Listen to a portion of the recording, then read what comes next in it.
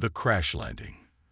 The warning klaxons screeched through Maya's scout ship, bathing the cockpit in pulsing red light as system after system failed. Commander Maya Chen gripped the controls, her knuckles white, as the vessel plummeted through the atmosphere of the uncharted planet. "Come on, you piece of garbage," she muttered, fighting the stick as the craft shuddered violently. Her mission was supposed to be routine. Survey the outer reaches of the Epsilon sector, catalog any potentially habitable worlds, and return to Starbase Horizon. Nothing in her briefing had prepared her for the electromagnetic storm that had crippled her navigation systems and sent her spiraling toward this unexpected blue-green marble.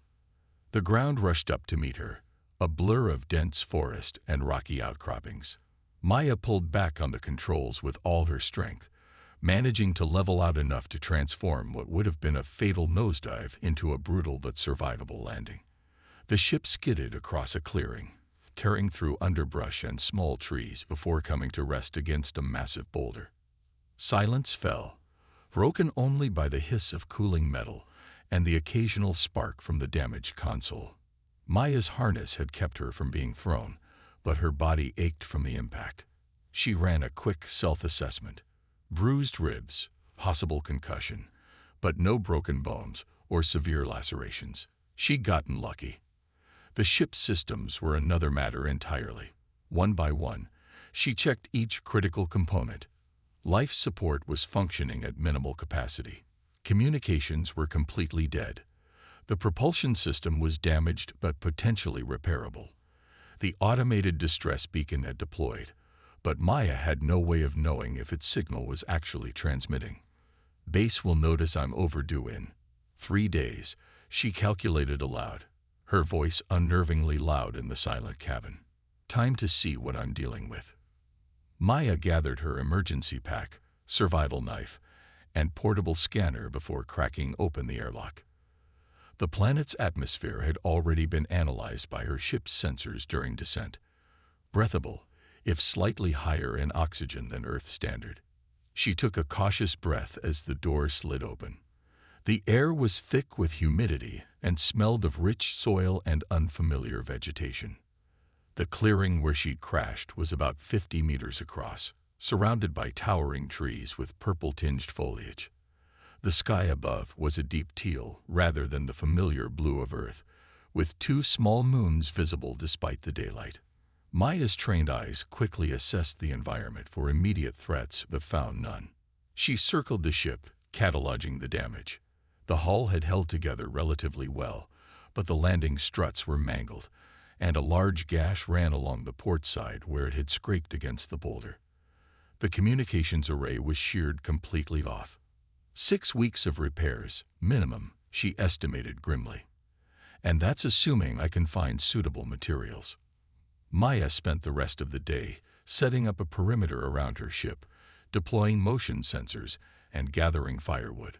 The planet's sun began to set, casting long shadows across the clearing.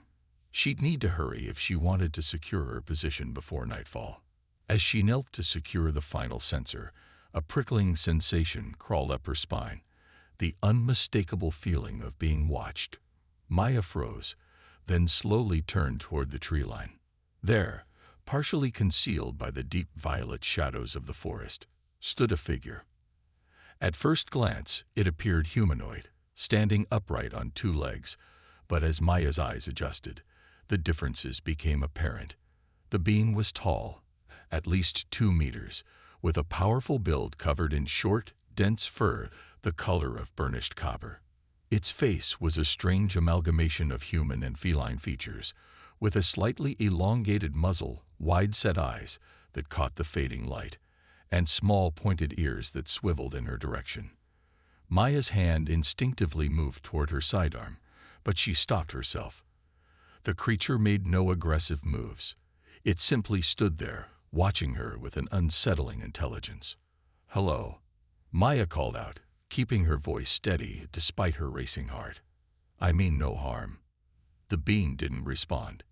It didn't approach, but neither did it retreat.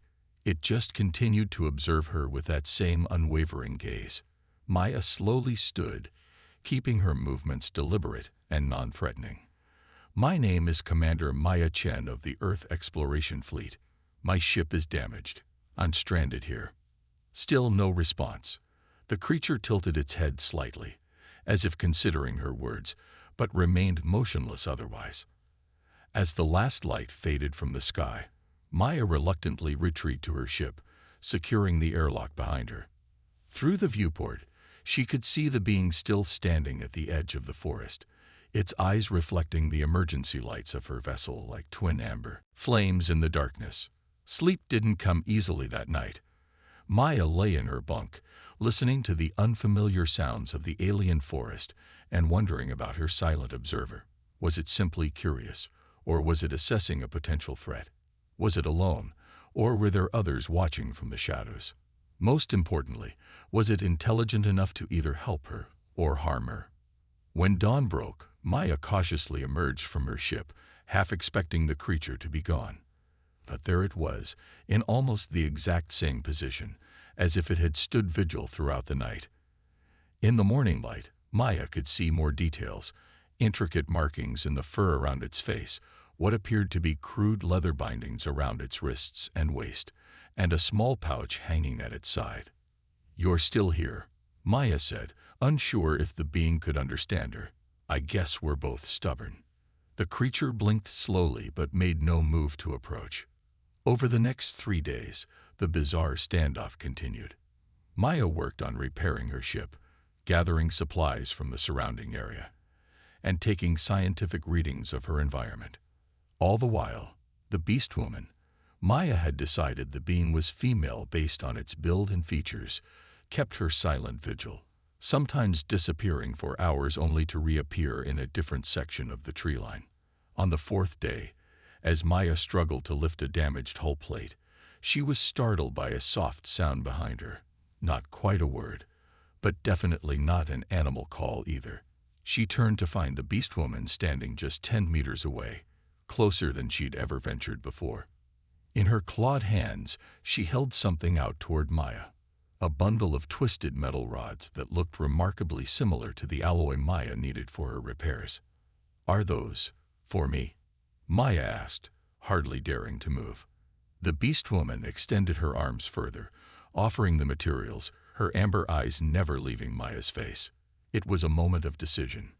Maya could retreat to the safety of her ship, or she could accept this tentative olive branch from a being she knew nothing about on a planet countless light years from home. Taking a deep breath, Maya stepped forward and slowly reached for the offering, her fingers briefly brushing against the beast woman's furry hands as she took the metal rods. "Thank you," she said softly. For the first time since their strange encounter began, the beast woman's expression changed. The corners of her mouth lifted slightly in what might have been a smile. First contact. The metal rods the beast woman had brought were exactly what Maya needed to reinforce the damaged hull section. As she worked, she kept glancing at her silent companion, who had settled into a crouching position about 5 meters away, watching Maya's every move with keen interest. "You know," Maya said, breaking the silence, "if we're going to be neighbors, I should probably call you something." She tapped her chest. "Maya. I'm Maya." The beast woman tilted her head, then slowly raised her hand to her own chest. "Vex," she said, the sound rough and halting, as if speech was difficult or unfamiliar. Maya nearly dropped her welding tool. "You can speak." "Vexola." The beast woman tried again, the name coming out more clearly. She tapped her chest 3 times in rhythm. "Vexola. Vexola," Maya repeated, mimicking the pronunciation. "It's nice to officially meet you." Over the next few days, their interactions grew more frequent and complex.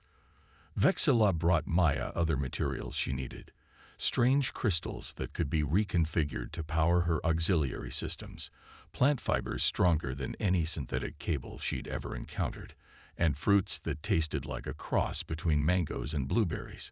In return, Maya shared her rations, showed Vexola simple tools, and attempted to teach her more English words. The beast woman proved to be an astonishingly quick learner, picking up new vocabulary with ease, though her pronunciation remained guttural and sometimes difficult to understand. One evening, as they sat beside a small fire outside the ship, Maya decided to try asking some of the questions that had been burning in her mind. "Vexilla," she began, "are there others like you?" She gestured to the forest around them. The beast woman's expression darkened. She shook her head slowly. "No more.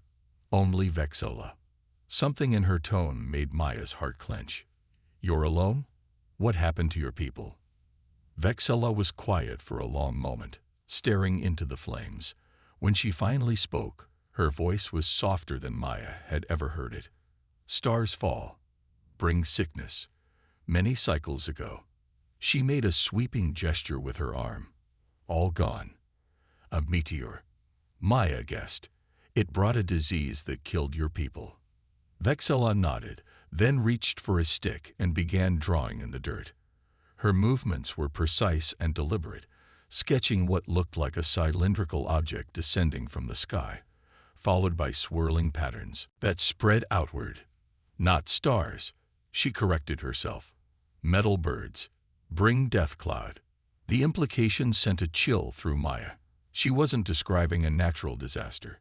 She was describing an attack. Biological warfare. "How long ago?" Maya asked. Vexilla looked up at the night sky, then pointed to one of the moons. Many turns of the white eye. She held her hand low to the ground, indicating her height as a child. "You survived as a child," Maya said, piecing it together. "You grew up alone." The beast woman nodded, her amber eyes reflecting the firelight. "Learn to hunt. Learn to hide. Watch the skies." She tapped her nose. "Can smell wrong things. Metal things. Like my ship," Maya realized. "That's why you watched me for so long. You were making sure I wasn't like them." "Yes." Vexilla's gaze was piercing. "You different. Smell different. Sound different." She leaned forward. "Heart different." Something unspoken passed between them in that moment, a fragile trust born of shared isolation. Maya could feel her own perspective shifting. She'd come to this planet as an explorer, focused on completing her mission and returning home. Now she found herself drawn into a mystery far beyond the scope of her assignment. The next morning, Maya awoke to find Vexilla already outside, crouched near the ship's communications array. She was examining the damaged components with surprising dexterity, her clawed fingers gently probing the circuitry. "Careful with that," Maya said, approaching. "It's delicate." Vexilla looked up, no trace of apology in her expression. "Can fix," she stated simply. Maya raised an eyebrow. "You can fix advanced human technology." The beast woman made a sound that might have been a laugh. "Not human thing. Old thing. Like," she struggled for the word, then pointed to her temple. "Memory things." "You recognize this technology?" Maya asked, stunned. "Are you saying your people had similar devices?" Instead of answering, Vexilla stood and pointed toward the distant mountains visible above the tree line. "Come. Show you." Maya hesitated. Following an alien being she barely knew into unknown territory went against all her training. But her curiosity was overwhelming, and the trust between them, though new, felt genuine. "Let me grab my pack," she said. They traveled for hours through the dense forest, Vexilla moving with an effortless grace that Maya struggled to match. The terrain grew steeper, the vegetation thicker, but the beast woman never slowed her pace, occasionally pausing only to help Maya navigate particularly difficult passages. As they climbed higher, Vexilla became increasingly alert, her ears swiveling constantly, nostrils flaring as she sampled the air. "Close now," she whispered. "Must be quiet." "Is there danger?" Maya asked, keeping her voice low. "Maybe." Vexilla gestured for Maya to follow her around a massive boulder. "Some places still remember." They emerged onto a narrow ridge overlooking a valley that took Maya's breath away. Below them stretched the unmistakable geometric patterns of a city, or what had once been a city. Crumbling spires rose from the forest canopy that had reclaimed much of the settlement. Domes of a strange, iridescent material glinted in the sunlight, and at the center of it all stood a massive structure that resembled a temple, its surfaces covered in swirling patterns similar to what Vexilla had drawn in the dirt. "Your home," Maya whispered in awe. Vexilla shook her head. "Not home. Holy place. Place of old knowledge." She pointed to the temple. "There. Answers for you." As they made their way down into the valley, Maya couldn't help but marvel at the architecture surrounding them. Despite years of abandonment, the structures retained an elegant organic quality that seemed to work with the natural environment rather than against it. "Your people were advanced," she observed. "These buildings, the materials, nothing like this exists where I come from." Vexilla acknowledged this with a nod. "We're great builders, great makers." There was pride in her voice, but also profound sadness. When they reached the central temple, Maya was struck by the massive entrance, a perfect arch twice her height, inscribed with symbols that reminded her of mathematical equations. Vexilla approached a panel beside the entrance and placed her palm against it. To Maya's astonishment, the panel illuminated, scanning the beast-woman's hand before the massive doors silently slid open. "How is this still powered after all this time?" Maya asked. "Sun drinks," Vexilla replied, pointing upward where transparent conduits ran along the ceiling. "Never stops." Inside, the temple was a marvel of preserved technology. Holographic displays sprang to life as they passed, showing star charts, biological diagrams, and complex schematics. Maya recognized some of the components as similar to those in her own ship, but far more advanced. Maya watched in amazement as figures similar to Vexilla, dressed in elaborate robes, moved through what appeared to be a scientific briefing. Though she couldn't understand their language, the images accompanying their discussion were clear enough. They were monitoring approaching spacecraft, discussing defense strategies, preparing for what they clearly believed was an imminent threat. The recording changed to show the metal birds Vexilla had described, sleek, predatory vessels releasing canisters into the atmosphere. Then came scenes of devastation, the beast people collapsing in streets, their bodies covered in lesions, medical facilities overwhelmed. "They came without warning," Vexilla said softly. "No fight, no honor, just poison." The final images showed a desperate effort, scientists working frantically in laboratories, children being evacuated to underground shelters. Among them, Maya spotted a small female cub with distinctive markings that matched Vexilla's. "You," she breathed. Vexilla nodded, her eyes never leaving the projection. "Few children survive. Elders give special medicine. Then, gone." She made a gesture like something fading away. "I wait. Others never came." As the recording ended, Maya stood in stunned silence, trying to process what she'd witnessed. "Do you know who they were?" "The attackers." "Not see clear. Ships different." Vexilla turned to face her, expression grave. "But left message. Said would return. When poison done, would take world." Maya felt a chill run through her. "And you think they're coming back? After all this time?" Vexilla's gaze was steady. "Stars speak. Signs grow. Time close." Language and legacy. Over the following weeks, Maya split her time between repairing her ship and exploring the ancient city with Vexilla. With each passing day, the Beast Woman's command of English improved dramatically, and Maya began to grasp fragments of Vexilla's native language. Selkari, she called it, a complex tongue filled with rolling growls and melodic clicks. "Your people were scientists," Maya observed one afternoon as they examined what appeared to be a medical laboratory. Equipment that would have been considered cutting-edge on Earth sat gathering dust, while other devices defied Maya's understanding entirely. "Healers and starwalkers," Vexilla confirmed. She ran her clawed fingers along a console, activating a holographic display of the planetary system. "Before the attack, we had colonies on 3 worlds." Maya watched as tiny lights blinked on two of the neighboring planets. You had interplanetary travel. Yes, but not like your ship. Vexilla tapped a sequence on the console, bringing up a technical schematic. We used, hard to say in your words, bridges between worlds. Gates. Maya leaned closer, studying the diagrams with growing excitement. Wormhole technology. You're talking about instantaneous matter transmission across space. Vexilla nodded. The temples were portals, each connected to others. That's... Maya struggled to find words that could encompass the significance. That's centuries beyond what humans have achieved. Do any still work? A shadow passed over Vexalla's features, all closed when the sickness came. Elders feared it would spread to other worlds. She pressed another sequence, and the display showed the gates shutting down one by one. Last messages from colonies spoke of strange ships there too. Then silence. The implications were staggering. Whatever force had attacked Vexalla's people had coordinated strikes across multiple worlds simultaneously. This wasn't a random act of violence. It was systematic extermination. Why? Maya asked, the question that had been haunting her for days.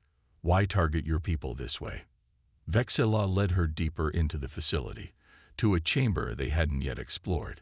Inside was what appeared to be a geological research station. At its center stood a pedestal holding a crystalline orb about the size of a basketball, glowing with a faint blue luminescence. This, Vexilla said simply. This is why. What is it? We called it the heart of Selka. It exists only on this world. Vexilla approached the pedestal reverently. It is life and power together. Our greatest discovery and our greatest secret. Maya scanned the crystal with her handheld device. The readings made no sense. Energy patterns unlike anything in her database, molecular structures that seemed to shift even as she observed them. When properly understood, Vexilla continued, it allows control of matter at its smallest parts. It heals. It powers.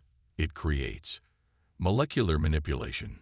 Maya translated, awestruck. You could restructure physical reality. Yes, but we used it only for life, never for weapons. Vexilla's expression hardened. Others would not be so wise. Maya circled the pedestal, her scientific mind racing with possibilities. And you think whoever attacked your people wanted this technology? They demanded the heart, Vexilla explained. When we refused, they came with a death cloud. But they never got it, Maya realized.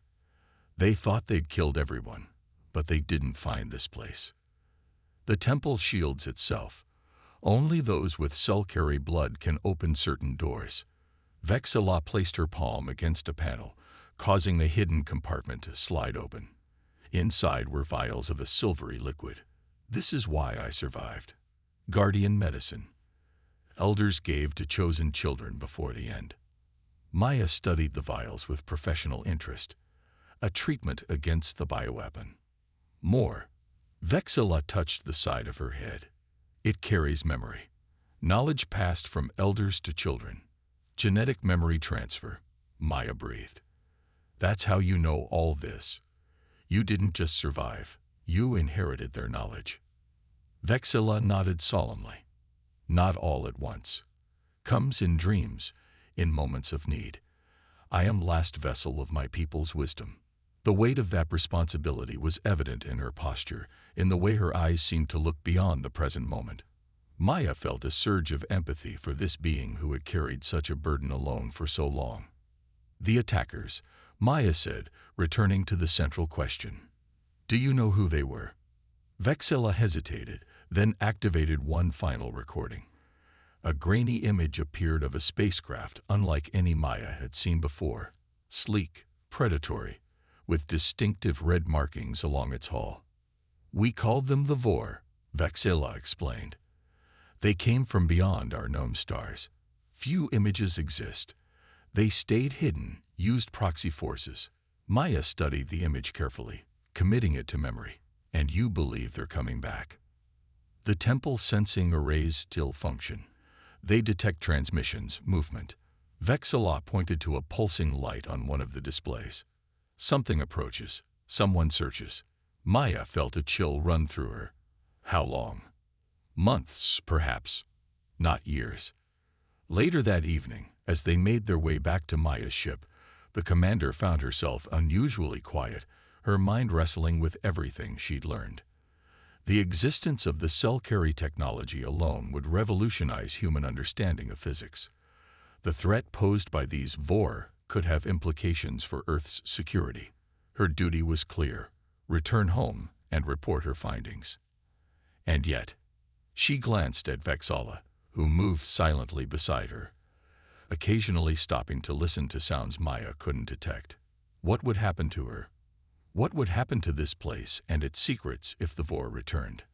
As if sensing her thoughts, Vexala spoke without looking at her. Your ship nearly ready.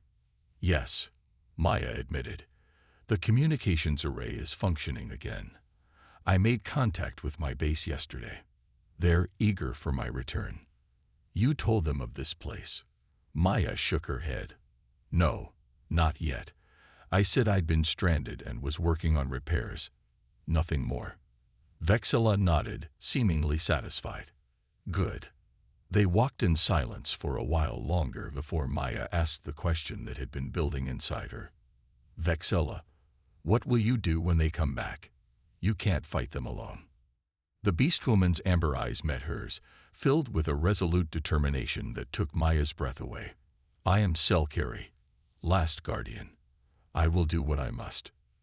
That night, as Maya lay in her bunk aboard the ship, sleep eluded her. Outside, Vexala had taken to sleeping near the vessel, though Maya had offered her a place inside.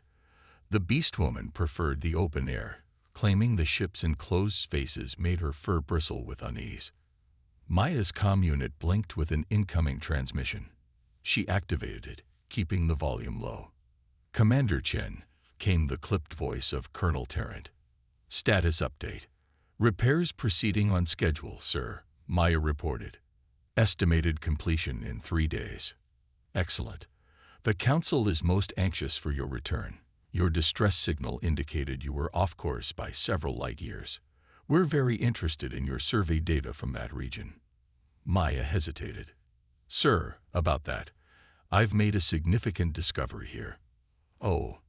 Interest sharpened the colonel's tone. What kind of discovery? Again, Maya paused, suddenly uncertain.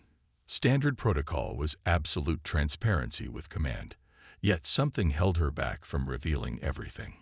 A previously unknown habitable world, sir. Unusual atmospheric composition, potentially valuable minerals. I'm still compiling the data. Understood. We'll expect a full report upon your return. There was a brief pause. Is there something else, Commander? Maya thought of Vexala sleeping just outside, of the temple with its ancient technology, of the approaching threat that might be weeks or months away. No, sir. Nothing else to report at this time. Very well. Safe journey, Commander. Tarrant out. The transmission ended, leaving Maya alone with her thoughts and a growing sense that the decision before her was far. The ancient temple. The dawn brought with it a strange tension in the air, a heaviness that seemed to press down on the clearing where Maya's ship stood nearly repaired. Vexala appeared particularly agitated, pacing the perimeter with her nose lifted to the wind, ears constantly swiveling to catch sounds beyond human perception. What is it? Maya asked, emerging from the ship with her toolkit. Change coming, Vexala replied cryptically. She gestured toward the distant peaks. Temple calls. We must go. Now. I'm nearly finished with thee. Now, Vexala insisted, her tone brooking no argument. Important. Something in the beastwoman's manner convinced Maya not to protest further. She quickly gathered her essentials, scanner, communicator, emergency rations, and followed Vexala into the forest. They traveled faster than before, Vexala setting a punishing pace that left Maya breathless. Unlike their previous journey, the beastwoman didn't stop to help Maya navigate difficult terrain. She simply expected her to keep up. The urgency in her movements was palpable. Can you at least tell me what's happening? Maya asked during a brief pause as they crested a ridge. Temple sensors activated highest alert. Vexela explained, her words clipped. Something enters system. Something big. Maya felt her stomach tighten. You think it's them? The Vor. Not sure. But must prepare. Vexela set off again, her powerful legs carrying her down the slope with practiced ease. By midday, they reached the valley once more. The ancient city seemed different somehow, more alive, as if the very stones were stirring from a long slumber. Lights flickered in buildings that had been dark before. Faint humming noises emanated from conduits buried beneath the overgrown streets. The defense systems activate, Vexela explained, noticing Maya's questioning look. Temple awakens fully. Inside the central temple, the transformation was even more dramatic. Consoles that had been dormant on their previous visits now pulsed with light. Holographic displays filled the air, showing star charts, orbital trajectories, and what appeared to be weapons systems coming online. Vexela moved through the chamber with newfound purpose, activating systems and checking readings with the confidence of someone who had trained for this moment her entire life. Which, Maya realized, she effectively had through the genetic memories passed down from her ancestors. There, Vexela said, pointing to a display showing something massive entering the outer reaches of the star system. Not Vor design. Different. Maya studied the readings. It's an exploration vessel, she said, recognizing the configuration. Human. Vexela turned to her sharply. Your people? Yes, but... Maya frowned, checking the identification codes. That's the EEF Horizon, my base ship. They weren't supposed to be in this sector for months. They come for you, Vexela stated, her expression unreadable. Maybe, but something doesn't add up. Maya activated her communicator. Commander Chen to Horizon. Come in, Horizon. After a moment of static, a voice responded. Commander, this is Captain Reed. Good to hear your voice. We've been tracking your distress signal. Captain, your presence is unexpected. I reported that repairs were nearly complete. A slight pause. Colonel Tarrant felt a rescue operation was warranted, especially given the unusual nature of your situation. Maya caught the hesitation in his voice. What unusual nature, Captain? I reported a standard crash landing and repair operation. Of course, Commander. We'll discuss it when we arrive. ETA to your position is approximately 6 hours. Maintain your location. Understood. Chen out. Maya terminated the communication, a sense of unease growing within her. Vexela watched her closely. You do not trust them. I trust Captain Reed, Maya clarified. But something about this doesn't feel right. They diverted a full exploration vessel for a routine extraction. And how did they pinpoint this location so quickly? She shook her head. Something else is happening here. Vexela moved to another console and activated a more detailed scan of the approaching vessel. The hologram showed not just the ship's exterior, but penetrated its hull to reveal internal schematics. Maya gasped at the level of detail. That's not standard survey equipment, she said, pointing to several areas where heavy weaponry had been installed. And those aren't science teams. She indicated compartments filled with what appeared to be armed personnel. That's a military force. They come for the heart, Vexela said, her voice low and dangerous. Someone knows. Maya's mind raced. Had her communication with Tarrant been monitored?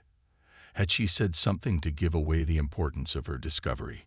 Or had someone else been watching this planet all along? We need to activate the full defense grid, Vexela said, moving toward the central pedestal where the crystalline heart pulsed with blue light. The temple can protect itself, but I must connect directly to control the systems. She placed both hands on the crystal, and immediately the light within it intensified, sending tendrils of energy up her arms. Vexela's eyes closed, her expression shifting from concentration to pain and back again as the connection established itself. Around them, the temple seemed to come fully alive. Walls shifted, revealing hidden weaponry. The floor beneath them thrummed with power. Above, the ceiling became transparent, showing the sky where, just visible, a small dot marked the approaching human vessel. "Vexilla," Maya said urgently. "Wait. Those are my people up there. Many of them are innocent scientists, explorers like me." The beast woman's eyes opened, now glowing with the same blue light as the crystal. "If they come in peace, they will not be harmed. If they come for the heart." Her voice had changed, becoming layered with other voices, as if ancestral memories were speaking through her. "Let me contact them again," Maya pleaded. "Let me warn them." Vexilla seemed to struggle internally for a moment, then nodded once. The glow in her eyes dimmed slightly as she maintained connection with the heart while allowing Maya to act. Maya activated her communicator again. "Commander Chen to Horizon. Captain Reed, respond immediately." This time, a different voice answered. Colonel Tarrant himself. "Commander Chen, I see you've activated some interesting technology down there." The casualness of his tone confirmed Maya's worst fears. He knew. He had known all along. "Colonel, what is the meaning of this?" "The horizon is approaching with military personnel. This is a first contact situation with a sentient species, not a combat zone." "On the contrary, Commander," Tarrant replied smoothly. "Our intelligence suggests this planet harbors technology of immense strategic value. Technology that could shift the balance of power in the entire sector. Your discovery simply confirmed what we already suspected." "How did you know about this place?" Maya demanded. A chuckle came through the communicator. "Let's just say your first contact isn't as unique as you believe. We've been tracking anomalous energy signatures from this system for decades. Previous expeditions disappeared without trace. You're simply the first to survive long enough to report back." Maya felt sick. "The Vor. You know about them too." "Ah, is that what your new friend calls them?" "Yes, we're aware of the previous claimants. Fortunately, they seem to have moved on to more accessible targets. Their loss, our gain." "Colonel, listen to me. This technology isn't meant to be weaponized. The civilization that created it was wiped out precisely because they refused to use it for